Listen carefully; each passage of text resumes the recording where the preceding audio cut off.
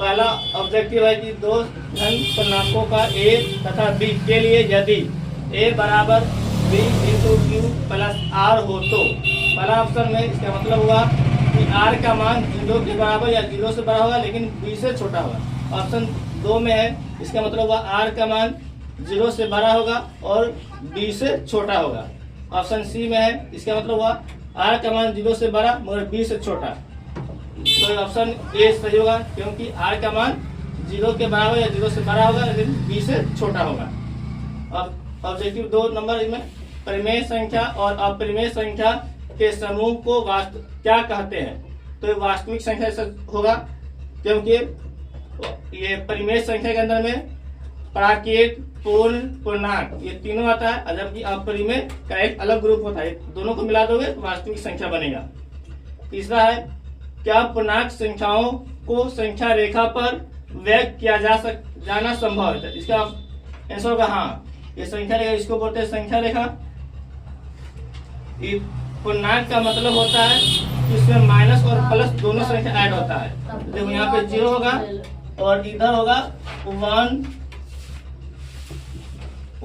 2 3 ये प्लस वाला घन होगा और इधर होगा माइनस वाला 1 2 यानी ऋणात्मक होगा।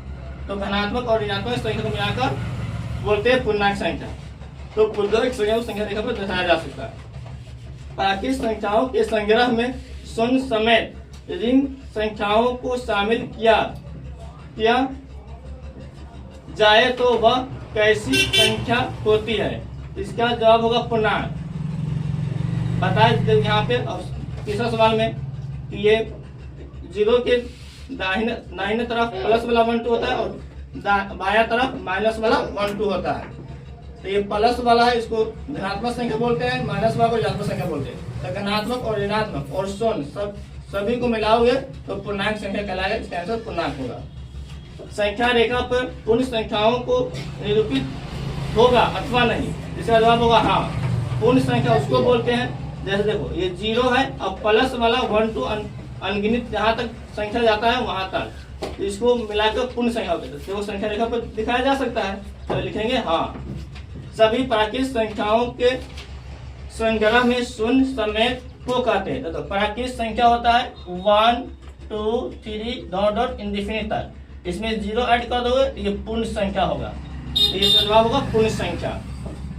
अगर पूर्णांक b a पूर्णांक से पूर्णतः विभाज्य है तो b को a का क्या कहेंगे।